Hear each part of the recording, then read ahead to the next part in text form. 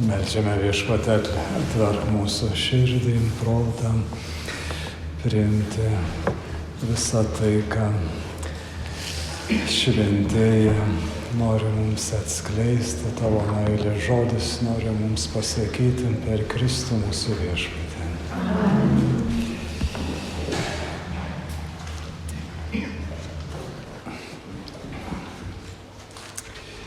Kryžiaus Jonas vienoje vietoje sako,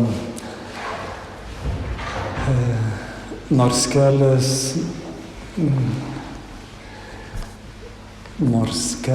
geros valios žmonėms yra lygus ir glotnus, keliautojas neturintis stiprių kojų, ryžto ir nepalenkiamo atkaklumo, tenais jo netoli ir vargdamas. Tai mūsų kelyje, šioje kelionėje, tiesiog mes kartais labai kažkur tai užsibūname ir galbūt tokie truputėlį, tokie žvilgsnį platesnį, kur kaip žmogus įstringa savo tokioje, toje dvasinėje kelionėje. Mes kiekvienas turime savo patirtis asmeniškas ir žinome, kad nėra taip paprasta.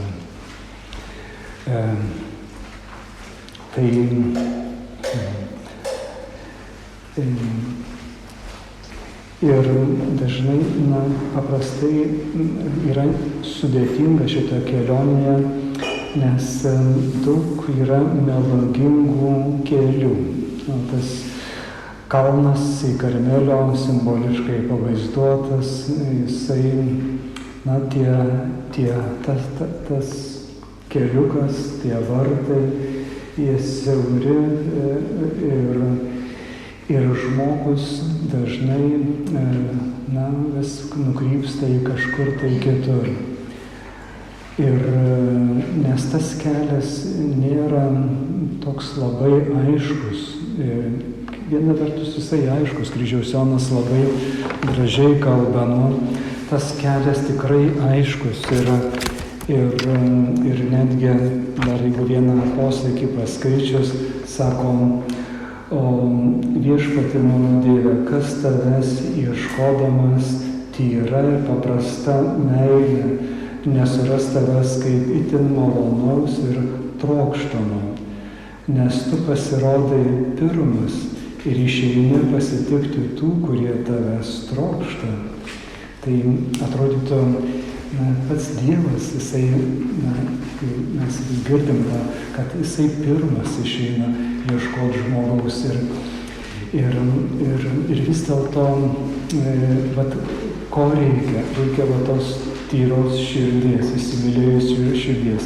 Reikia, kaip girdime, to ryžto, atkaklumo, nepalenkiamo. Tai tokie dalykai, kurie šitame kelyje svarbus. Ir mes dažnai susipainiojame kartais ir dažnai vyksta dėl įvairių baimių. Tai patikime įvairių melų ir priprantame prie melo kaip prie tiesos. Tačiau tas sotumo, tie periodai baigėsi, prie ko, jeigu neteisingai prie kažko prisirišome.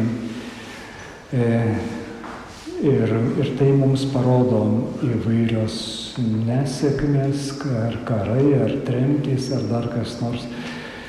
Tai žydų tauta jinai nuolat, jinai kaip tik neteisingai pasuka, taip ir, sako, Karmelio kalnas nuvysta, visos žolynai, gėlės nudžiūsta, žydų tauta tremiama, ir per skausmą parodoma, kad ne ten pasukote. Dykuma jinai nuolat aštri ir karti ir sako, keliausite, štai ko neišmoksite. Ir va tokia, ir ta kelionė, kurią galėtų nueiti per savaitę, per 40 metų.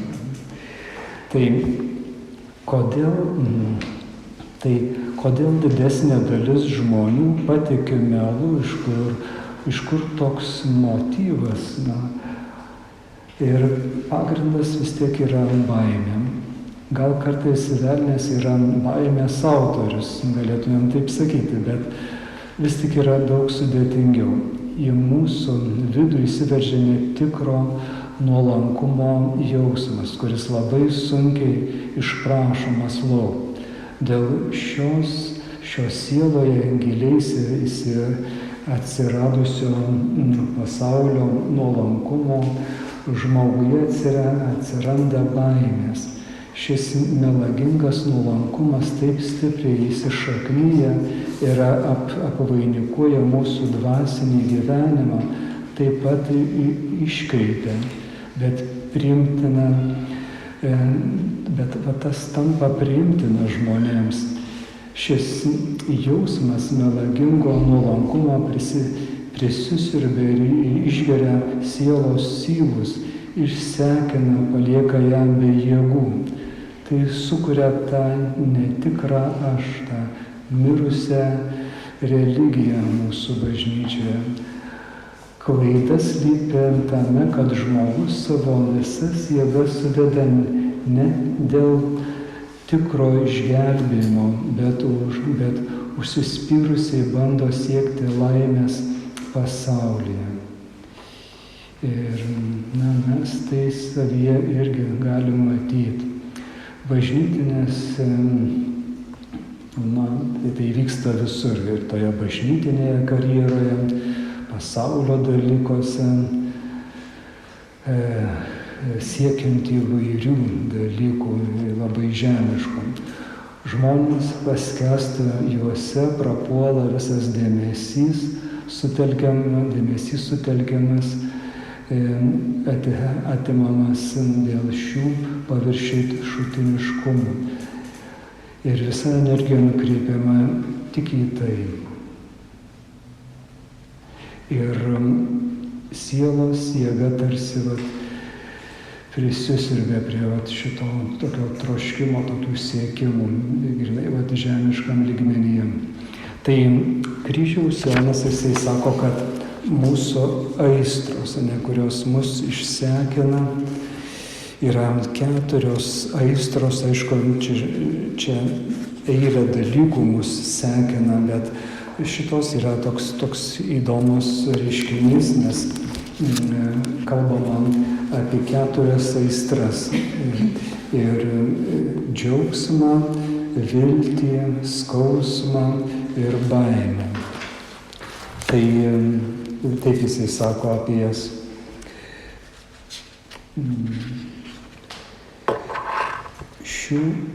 Šių polinkių arba aistrų yra 4: džiaugsmas, viltis, skausmas, baimė.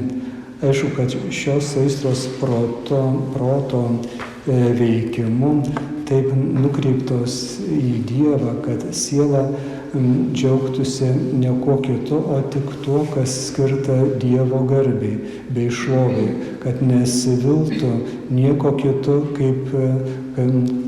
kad nesielvartautų dėl nieko, kas su tuo nesusiję, ir kad nebijotų nieko išskyrus Dievą, nukreipia ir sergi sielos stiprybę bei imlumą Dievui, nes kuo labiau siela džiaugsis kuo nors, kas nėra Dievas, tuo mažiau jie bus įvykusi džiaugtis Dievu.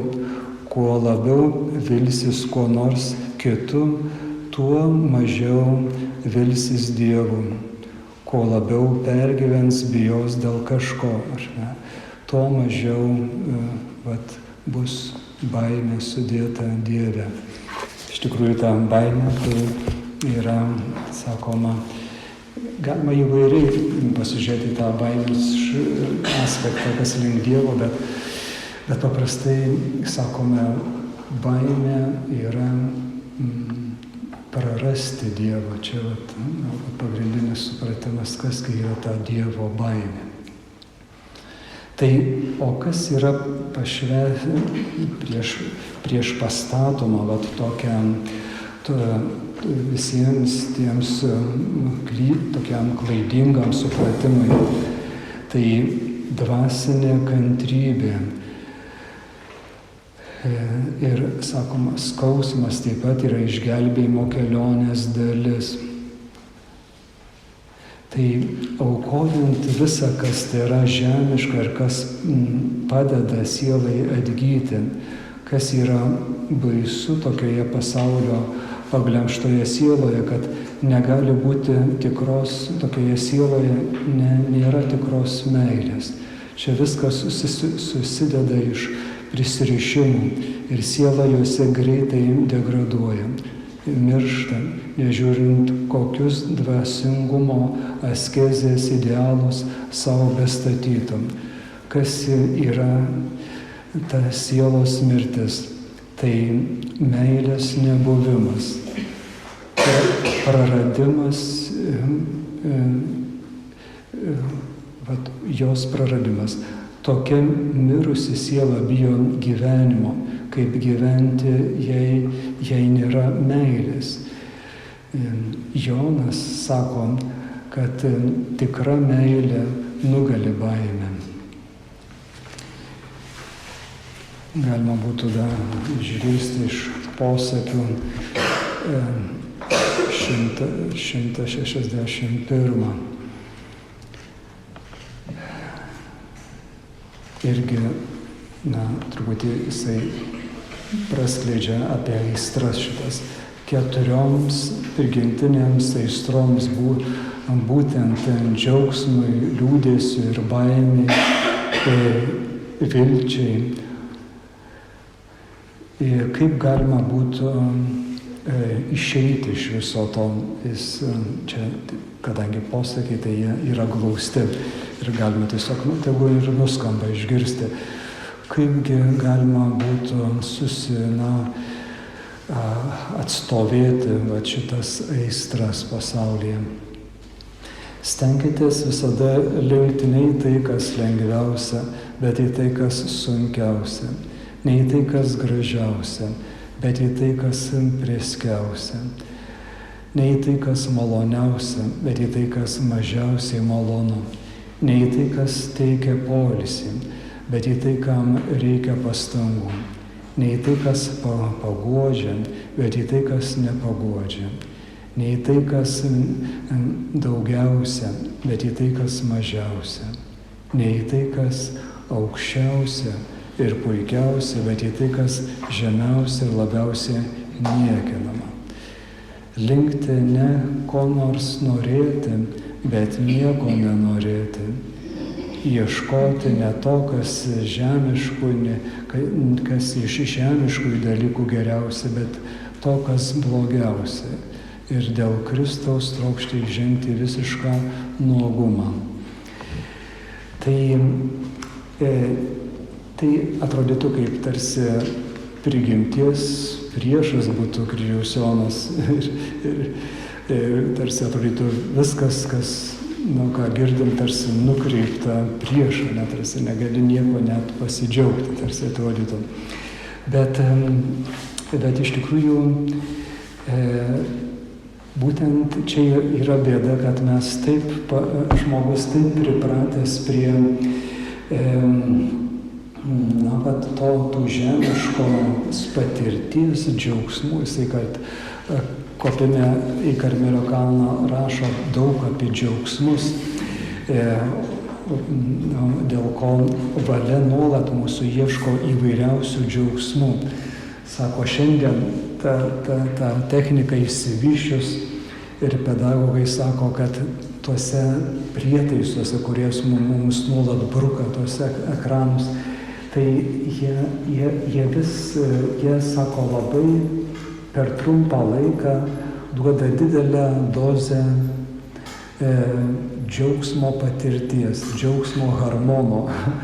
Ir sako, Ir tada žmogus neturi jėgų tiesiog nusileisti žemiau, ta prasme žemiau, kad nes visi dalykai tiek bet koks bandymas mokytis ar darbuotis, sudėti pastangas, visi yra daug žemiau lyginant su tuo džiaugsmu, kurį gauna. Ir žmogus nuolat tame, tą paragavęs, nuolat tame sukasi. Tai tokie pavojai. Tai reikia gerai suprasti, iš kur atsiranda baimė. Ji šaknyjasi nuodėmingame prote. Protas negali mylėti, nesugeba, nėra tam pritaikytas, nėra jo veiklos sfera, nei pajėgia to išsaugoti. Protas gali suprasti, prisirišti, neapkęsti, o meilė tai dieviškosios dvasios apsireiškimas, kuri per žmogaus dvasią, per dėmesį pasireiškia tik per žmogų. O baimė yra meilės priešingybė. Kartais mums atrodo, kad meilės priešingybė yra neapykanta, bet iš tikrųjų baimė yra meilės priešingybė. Už kiekvienos didžiulės neapykantos, pykčio, visą laiką slypi didelės baimės žmogaus. Kai pasaulis praryja žmogų, jis gyvens su siaubu šio pasaulio, kuriame visos baimės sujungtos. Kai pradedi gyventi dvasinį gyvenimą šiame pasaulyje, tos baimės vis mažėja ir pačioje švenčiausioje širdies gelmėje patiriame, kad ten nėra baimės. Kuo giliau žmogus eina, tai ar kalno, kopimo į Karmelio kalną įvaizdis, arba buveinės, kurios veda žmogų į centrą, tai vis ta nukreipta kryptis, mes dar vis praplėsime, tai kad žmogaus centre būtent yra švenčiausia vieta, kur yra pas Dievas. Proto pagalba bandė išsilaisvinti savo jėgomis, psichologiniais būdais. Žmogus bando kartais iš to vaduotis, bet visa tai tik pradinis etapas. Bet realiai giluminis gydymas įvyksta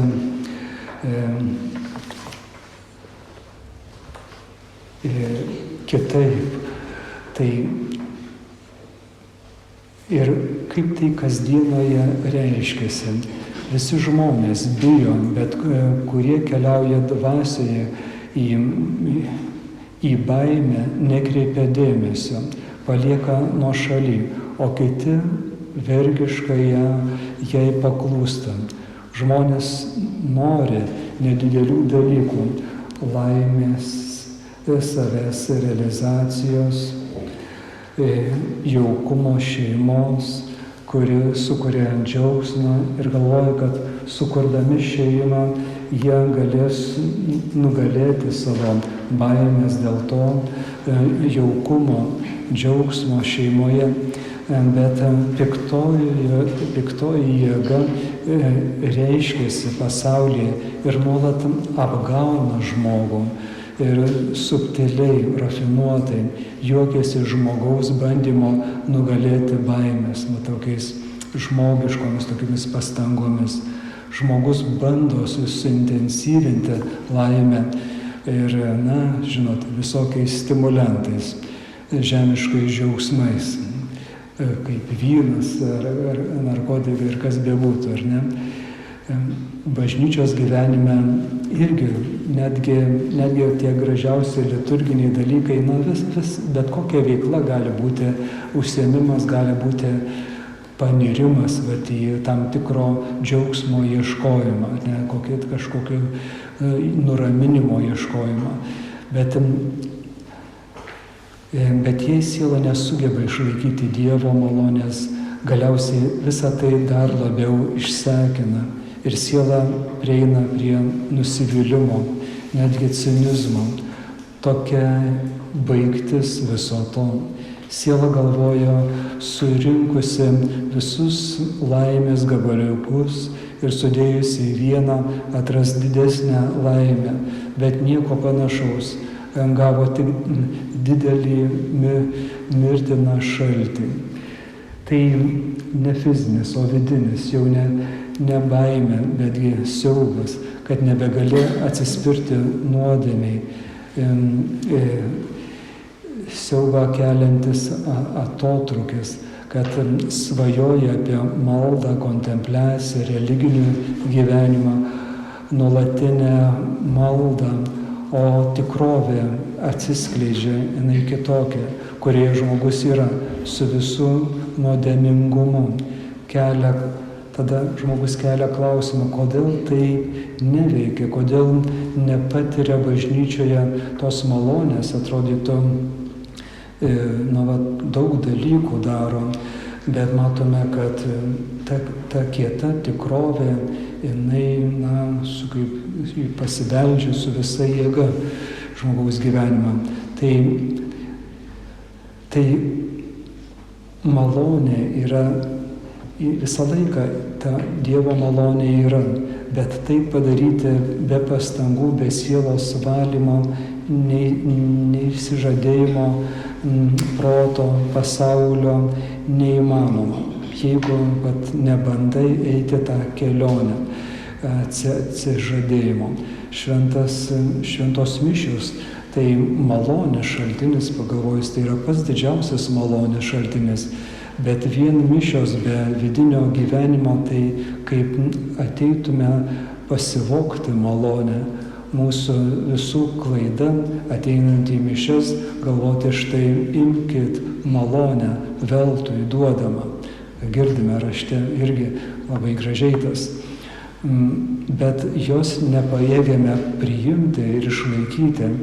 Čia trūksta vieno elemento - savęs atsižadėjimo, kuris pasireiškia sieloje, kai rimtai su savimi dirbame. Mūsų gyvenime vyrauja baimės, prarasti laimę, pražiopsoti ją. Ir kas tai per baimės? Tai baimė prieš gyvenimą. Nenoras atsakyti egoizmui, savo pranašumo, garbės siekimo, pavydas kito pasisekimams. Tai gyvenimo degradacija, nesuspėti pasiekti pasisekimo savo gyvenime. Atrodo, gyvenimas bėga. Kažkaip tai žmogus bando, ar ne, visokiais būdais atsiekti tuos didelius dalykus, kaip laimė ir džiaugsmas, bet štai pasilieka be nieko. Bijo pasilikti gale, be laimės. Bet visa tai paslėptas savo vertės trūkumas. Galvojam, kad šiandien pasiekti šventumo neįmanoma. Neleidžiam savo gyventi, bet būtent dėl to, kad neleidžiam gyventi dabar. Nes būtent dabar tai gali įvykti. Galvojam, kad kokios tos priemonės galėtų būti, kurios galėtų pagelbėti. Askezė, skausmas, kurį turim pereiti, bet jis gali išgelbėti, galvojame, bet tik tada, kai tai priėmė iš meilės Dievui, kai tas skausmas galimas būtų priimti iš meilės Dievui. Jėzui nereikia mūsų darbų, bet vien tik tais mylinti širdis. Kai širdis jį myli, ji pajėgi savęs išsižadėti. Visos tos askezės yra kaip tam tikrame etape jos reikalingos. Bet vis tiek, jeigu neteisingai susidėsime akcentus, Tai ir liekame vat, su ta tokia kietomis valios pastangomis. Pasaulyje žmogus bando įsitvirtinti, pasiekti karjerą, būti kažkuo. Dvasinėme gyvenime ta kelionė nukrypsta į vidų ir susieta su visišku savęs išsižadėjimu. Čia ir yra esmė, tampi dulkė po kojomis, kai visi tave mindo, tylus ir nepastebimas, niekinamas. Tai tas Kristaus nuolankumas, kai tai priėmė dėl jo, tada pasireiškia dieviškumo buvimas, kurio taip visi ieško ir į kurį bando įsikibti.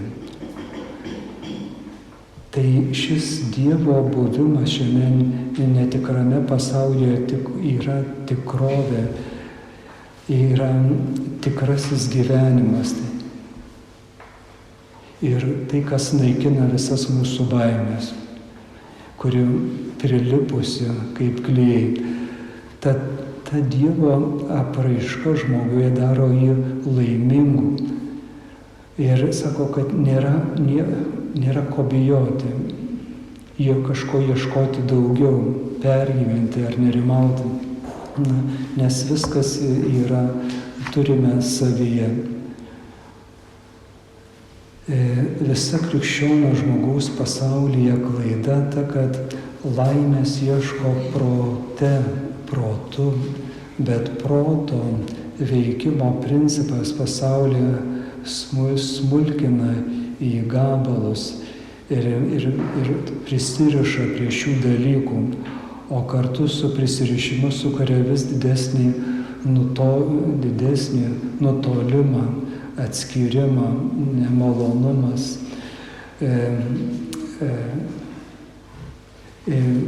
išgyvena tą nemalonumą. Ir iš kur ten gali būti malonumas ir laimė, jeigu tik tais tai yra prisirišimas. Jeigu iš pagrindų nespręs šių prisirišimo klausimų, tai niekaip savo sąmonę nepasieksim tiesos. Pirmoje eilėje turi būti bent susigaudyti, kur esame, kur yra klaida ir nusisukti nuo pasaulio. Sąmonės prigimties niekaip neišreikšim. Niekas nežino, kas tai.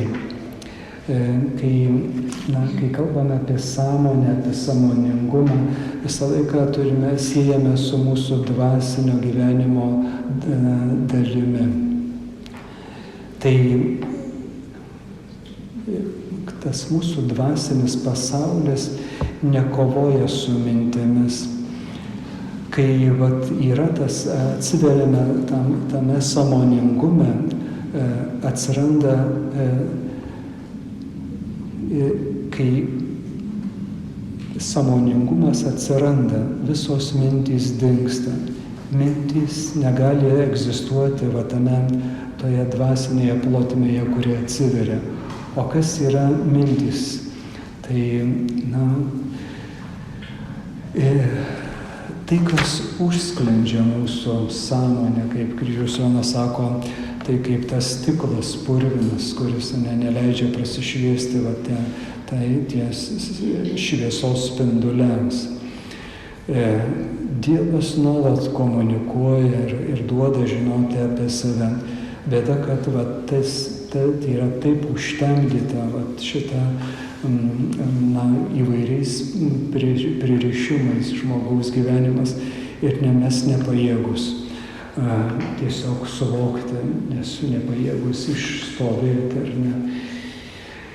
Dievo buvimo išgyvenime nebelieka širdyje jokios, kai yra Dievo buvimo išgyvenimas, nebelieka širdyje jokios baimės. Nes ten, kur yra Dievas, kur Kristus, nieko neįmanoma prarasti, nei pamesti. Tai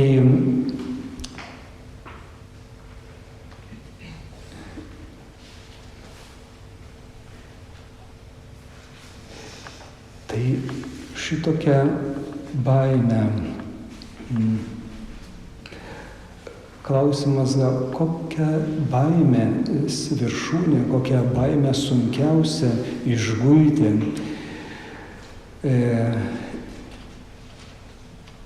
Kokia jinai yra pavojingiausia. Ir įvardyma tai išsilavinimas, žinojimo baimė.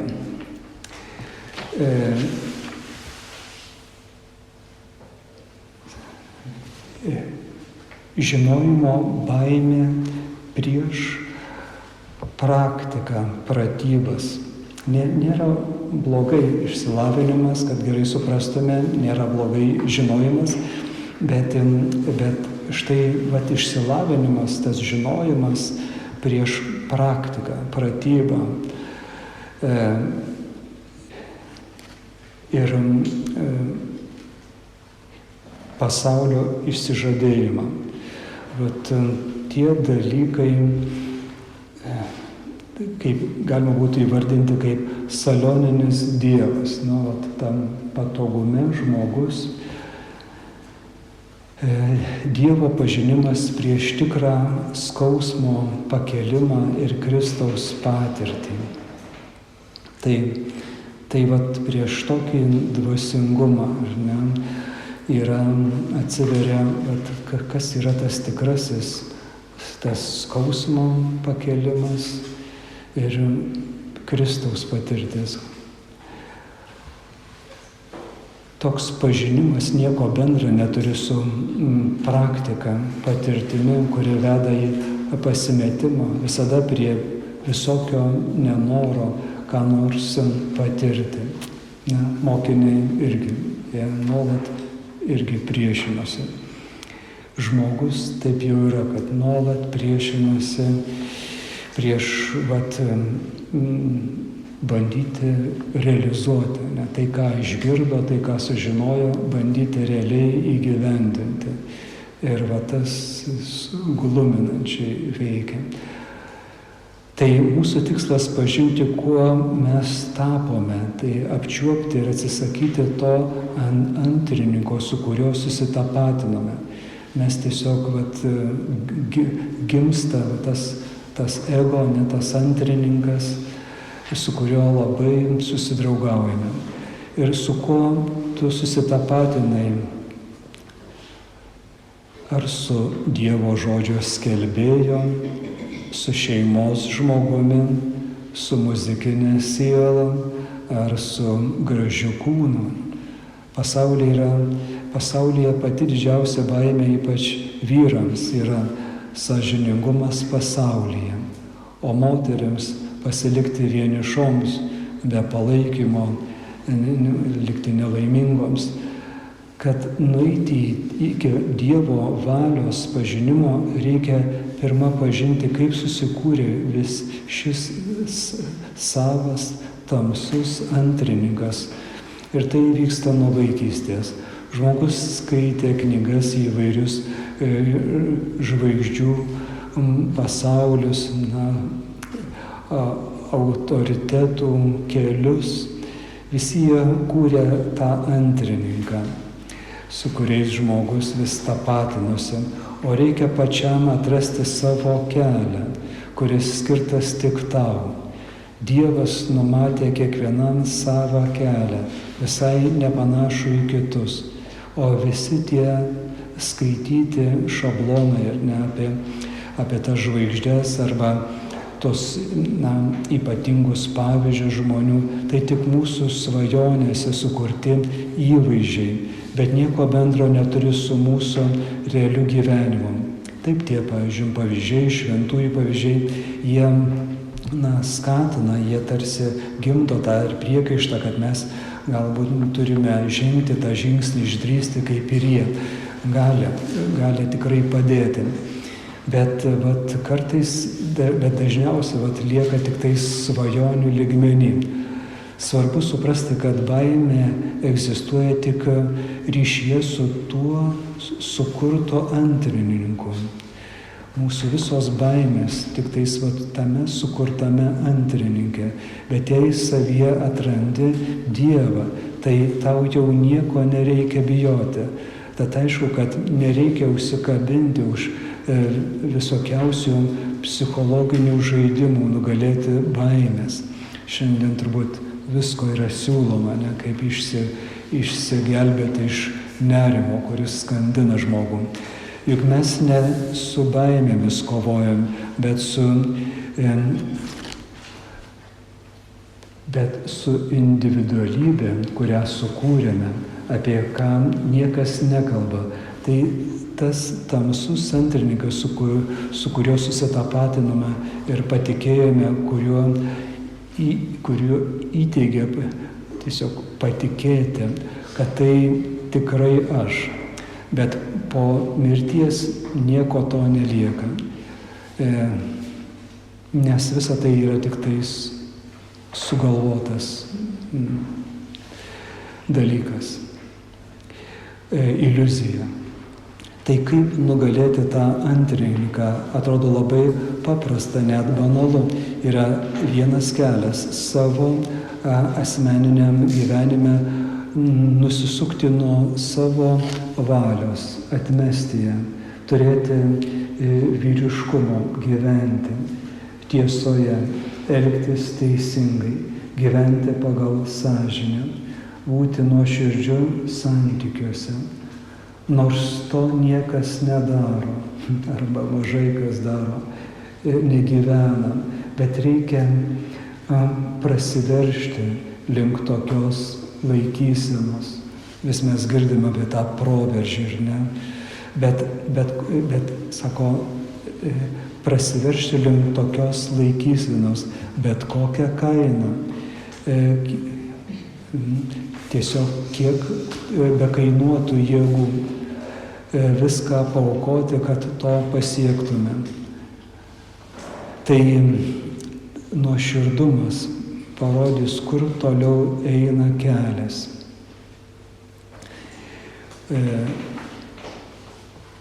Mes bandom kartais įvairiomis praktikomis.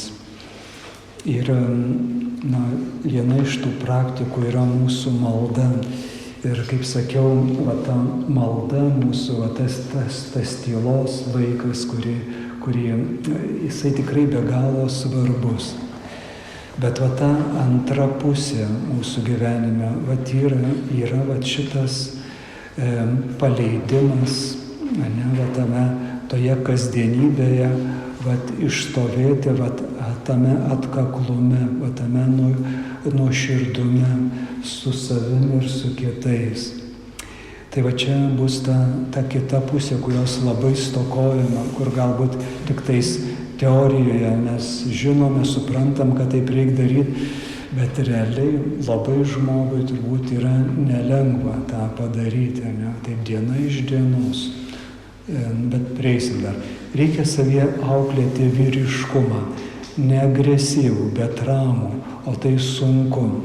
Bėda tame, kad neteisingas vyriškumas agresyvus, neuždžiungo tampa naglumu, o trūkumas vyriškumo tampa bailumo, ar dar kaip galėtume įvardinti.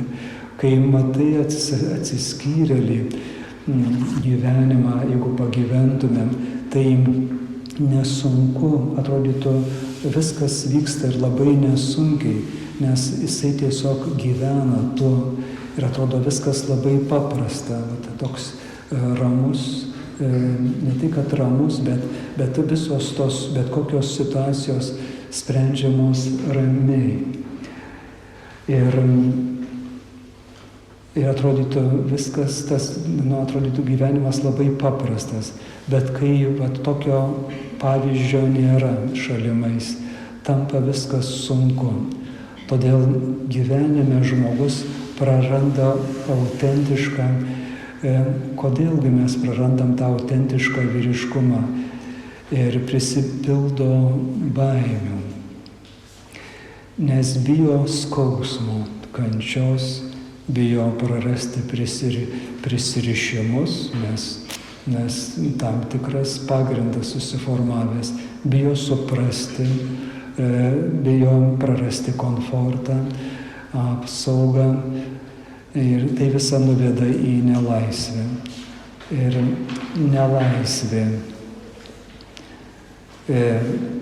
nelaisvę mes patiriame kitame žmoguje ir savyje. Ir kas kita nelaisvė, tai yra baimės, mūsų baimės. Mes nepasitikim žmonėmis, bijodami, kad padarys ką blogo, apgaus. Bet mes pamiršome, kad jei įeiname į gėrį, tai niekas negali mums ką blogą padaryti. Tai visatos dėsnis. Ten, kur yra gėris, neleidžiama veikti blogai. Ten, kur šviesa, nėra tamsos. Svarbu ne tai, kas vyksta išorėje, bet tai, kas vyksta tavyje, tavo širdyje. Tai būtent, kad, sako, kur yra gėris, neleidžiama veikti blogai. Tai nereiškia, kad mes nepatirsime kažkokių tai praradimų, skausmo ar kažkokių apgaulių. Visą tai mes patirsime, bet matot, kada einame su gėriu. O čia ir yra patys nuostabiausi dalykai, kad mes visai kitaip sugebame priimti visą tai, kas ateina, kadangi gėriu alsuoja tavo širdis. Tai visai kitaip, tai visai nesvarbu, kuo alsuoja išorė. Daug svarbiau yra tavo vidus. Todėl vis sakoma, kad tyla, ar ne? Esmė yra, kad atrastume savo viduje. Aš manau, kad tai yra kelionė, visų mūsų kelionė. Todėl gal nepergyvenkim, jeigu kažkas kažkur prasilenkia ar kažkur pritrūksta to laikymosi. Jau nuskambėjo, reiškia, ko mes laikysimės, ne? Kas yra svarbu šitoje kelionėje. Dabar belieka tik tais eiti to sąmoningumo keliu. Liurdė, tai ten visą laiką, tas prie grotos tas ir každaug, kad kai žmonės per daug įsikalba, šitas nuskamba sukontroliuoti visą tą, per daug didelį turgų, kada jau žmonės pradeda. Bet vis primena, kad tai yra maldos vieta, nes nuolat žmonės keičiasi ir galbūt be to neįmanoma. Bet šičia mes galime daryti tuos neįmanomus dalykus, aš manau, kad galime. Tai gerai, po truputį suprasi, kad išorė nieko nevyksta, tik viskas vyksta viduje.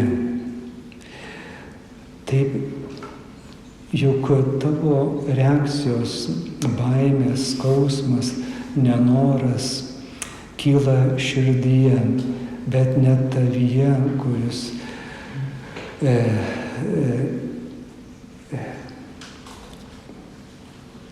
sako, iš širdies išeina tie visokiausios žmogaus tos blogybės.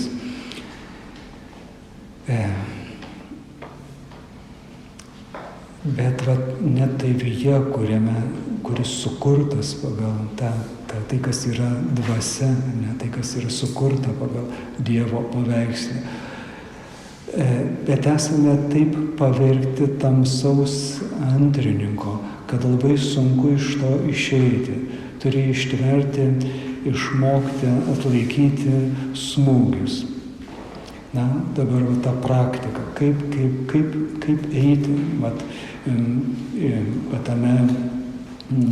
kaip atstovėti tą išorę, kuri į mus veržiasi, jinai yra visokia, jinai yra sunki. Pasitiki žmogumi, kuris nėra labai geras. Pavyzdžiui, galbūt nėra žmogus geras, bet pasitikiu tuo žmogumi.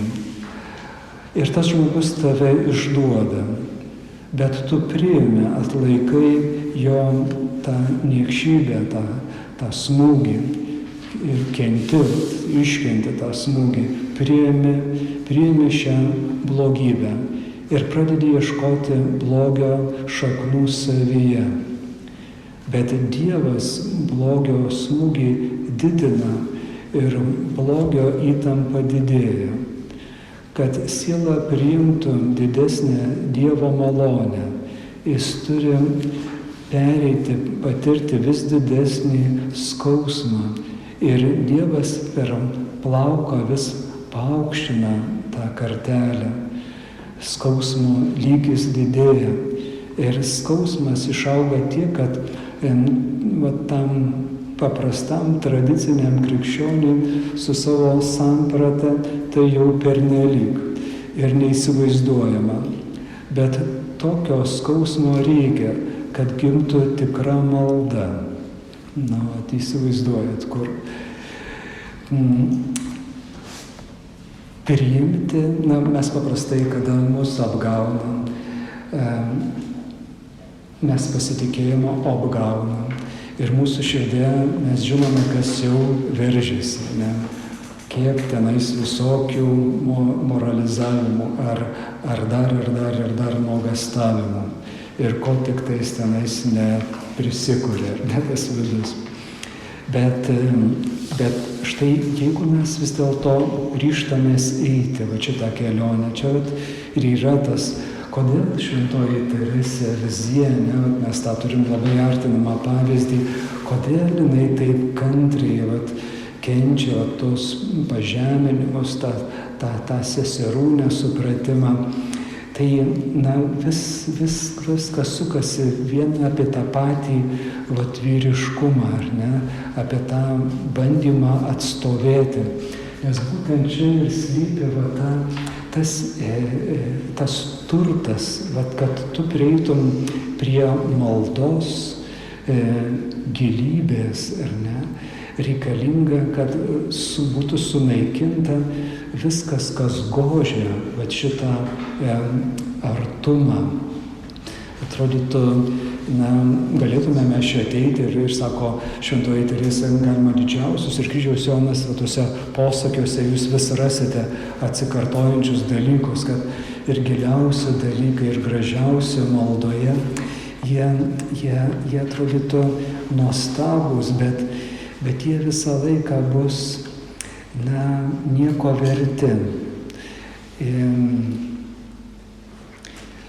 Čia, pavyzdžiui, apie paklustumą. Mažiausia tavo klusnumo ir nuolankumo laipsnio Dievas nori labiau už visus patarnavimus, kuriuos ketini jam atlikti. Mes kartais norime daug patarnavimų. Visos mūsų maldos, kokios jos būtų gražiausios ir netgi giliausios ir nuostabiausios, jos vis tiek, sako, vienintelio, jos vis tiek, jeigu jos neišbandytos, jos vis tiek liks tik tais, reiškiasi, šiaudai, kaip Teresė sako, tik šiaudai, kuriuos nupučia vėjas. Tad, kad priimtume Dievo malonę ir ją gyventume, išlaikytume, reikia priimti tą neigiamą energiją, tos smūgius. O baimė ir skausmas tai ir yra pragaro didžiausios energijos, su kuriomis susidurime. Tai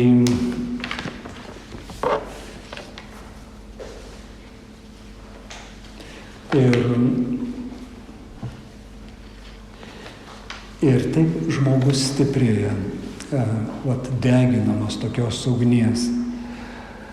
Ir tokia ugnis atgaivina žmogų.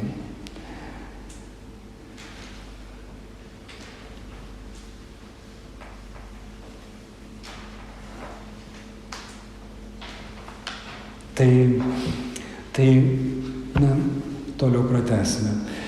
Tai gal va tokios kelios mintis, kurios truputėlį įvestų ir skleistų tą, kur mes link keliaujam ir kasgi čia yra svarbiausia, už ko mes į ką turėtumėm įsikibti visomis jėgomis.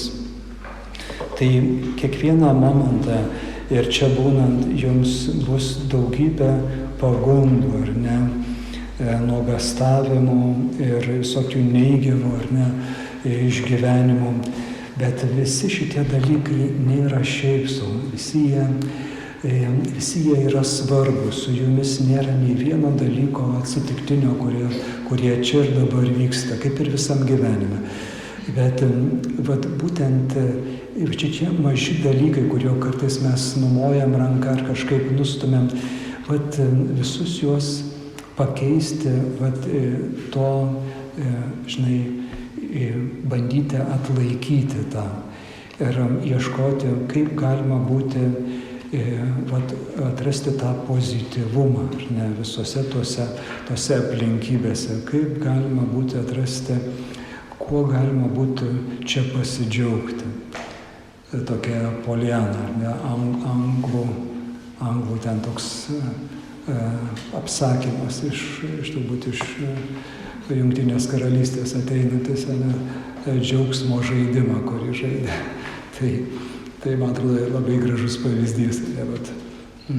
Atrasti visuose dalykuose, kuo galėtumėm pasidžiaugti. Yra labai kieta. Bet vat, būtent tai ir gimdys va, tą tvirtumą, tą vyriškumą. Nesusitaikyti, nepasiduoti, bet vat, bandyti eiti. Na gerai, tai užteks.